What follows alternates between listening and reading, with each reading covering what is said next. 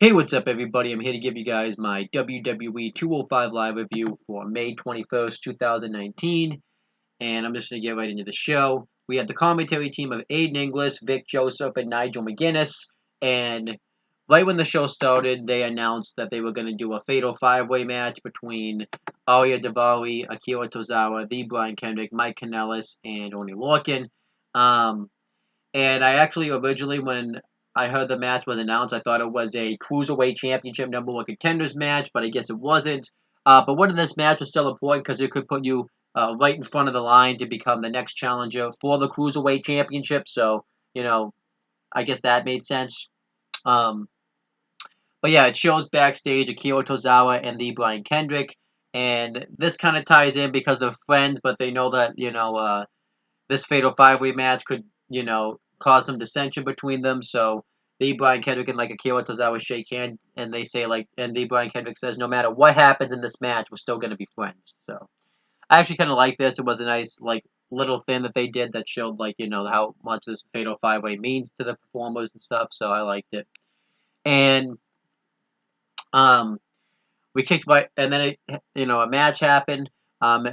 We had thought it was going to be the Sin Brothers versus two members of Lucha House Party. However, Lucha House Party wasn't there because they weren't medically cleared from their attacks at Money in the Bank and Raw the next night. I don't know what happened to them on Raw the next night because I didn't watch it, so there you go. Um, but the Sin Brothers talk about how the Lucha House Party were afraid of them because they didn't want to get in the ring with them. And they want the referee to count out Lucha House Party, and grant them the victory via forfeit. Um, However, instead, Drake Maverick comes out and says that I promised people cruiserweight tag team action, so that's exactly what we're gonna get. So instead, he brings out Humberto Carrillo and Gentleman Jack Gallagher, which I actually kind of like this. I kind of liked that they're gonna put them together as a team for a little bit. I don't know if it's how long if it's gonna last, but I still liked it. And yeah, I actually thought this was a pretty damn good. Actually, I thought a really good cruiserweight tag team match here. Um, I really hope the Sin Brothers now being in 205 Live. I talked about this in my Money in the Bank predictions.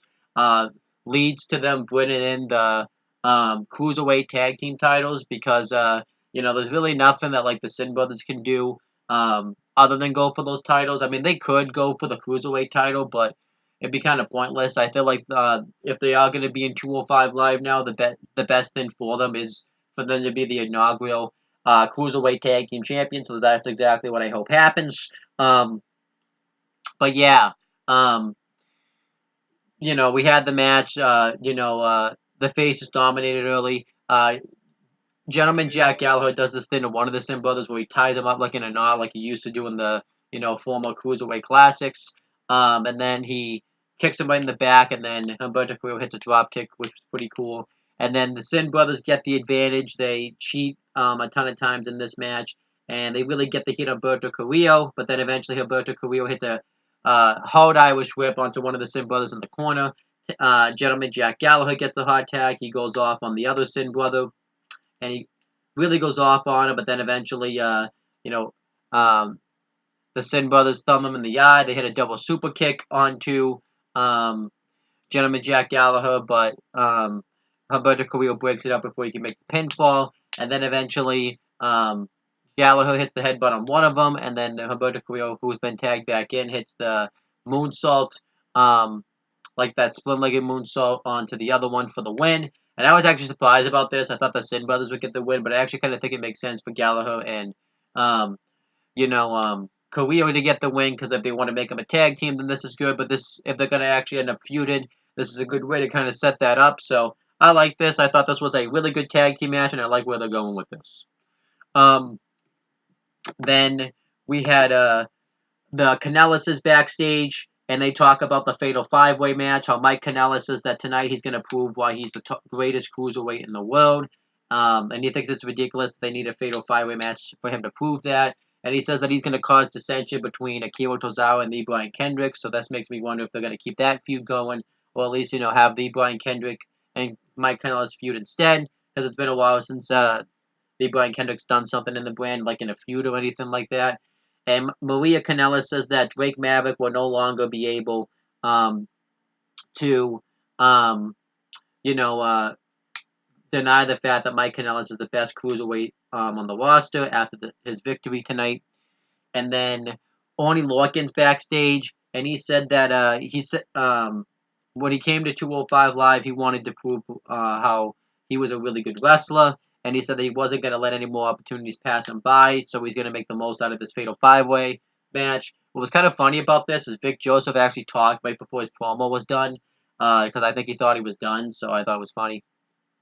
Then we had the Fatal 5-Way match. It was Aria Daivari versus Akira Tozawa versus D. Brian Kendrick versus versus Mike Kanellis with Maria Kanellis versus Oney Lorcan. Maria Kanellis had Ashley written on her hand, which was a tribute to Ashley Marsaro, who obviously recently had passed away last week. So I actually thought that was a nice touch. Before the match, Aria Daivari gets interviewed, and he talks about how his loss at Money in the Bank was an absolute fluke, and that he says that, tonight he's going to be more aggressive, and he's going to get himself back in line for a Cruiserweight title match because, he doesn't think this match is necessary. And we had the match itself.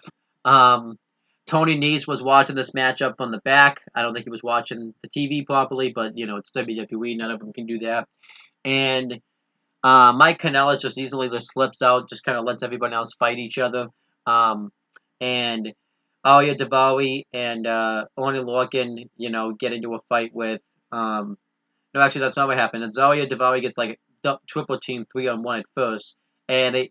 Akira Tozawa and Lee Brian Kendrick hit some nice double team moves, which I thought were cool. And then eventually they have to fight each other, so they lock up. And then eventually Aria Daivari and Mike Kanellis attack them. And they get the heat on Kendrick and Tozawa for a bit, and they would continuously knock Oney Lorcan off the apron anytime he tried to come in and do something. Then eventually Oney Lorcan pulls the rope down, causing Mike Kanellis to fall off, and he hits an uppercut onto Aria Daivari, and he hits another uppercut, and he starts, going off on him. But then eventually, Aria Daivari cuts him off. He hits it, and the match just spills into chaos. Aria Daivari hits a really cool super kick onto Oney Lorcan, and then he hits the sit out slam from the top rope onto Tozawa, which was pretty cool. And eventually, Mike Kanellis breaks it up. He throws Daivari out of the ring, Aria Daivari, and Oney Lorcan and Mike Kanellis go at it, and Mike Kanellis talks trash to Oney Lorcan, saying that, you're in your own town and you're getting your ass kicked, so Oney Lorcan just chops him and hits wicked uppercuts right across his face, which was pretty cool. Oney Lorcan gets on a House of Fire, hits a blockbuster on Mike Kanellis, Tozawa, Daivari, and Kendrick, but doesn't get the win any of those times. He hits a really cool dive on the outside, and Tozawa hits a really cool dive on everyone on the outside as well. Kanellis tried to go for the Sweden neck breaker, but Kendrick, when Kendrick had the captain's hook in, I believe, on Daivari, but he was unable to hit it. Aria Daivari hit the Persian splash, but Kendrick kicked out of it. They did the Tower of Doom, and this was after the Tower of Doom spot on everybody, which that also was pretty cool. And the match pretty much spills into chaos. Kanellis hits a super kick on people a ton of times, same thing as Aria Daivari. Tozawa has the win with the senton, but gets broken up by Kendrick. And you can see Aria Daivari got his ear cut open somehow.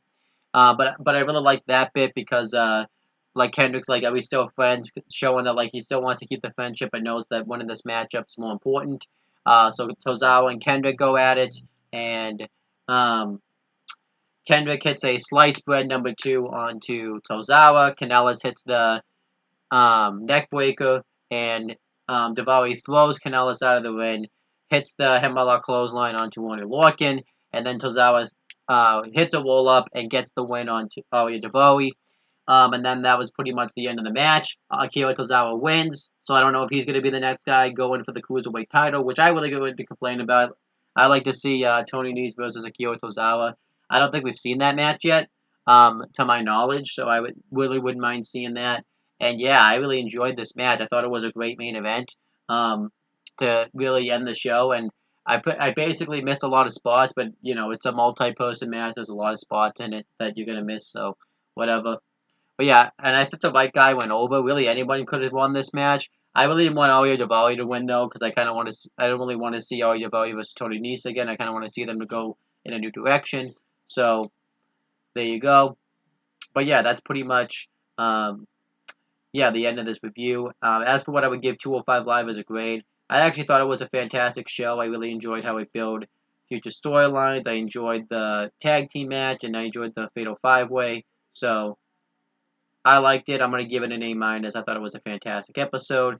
And that's pretty much the end of this review. Thank you guys for watching. Please make sure you guys like, comment, and share this video so people will watch it. Make sure you guys subscribe to this channel for more content and click on the bell. So that way every time I upload a video, you guys get the notifications for it. Make sure you guys do the same thing for my CM brothers and who I'm talking to YouTube channels. That's pretty much it, guys. Talk to you later.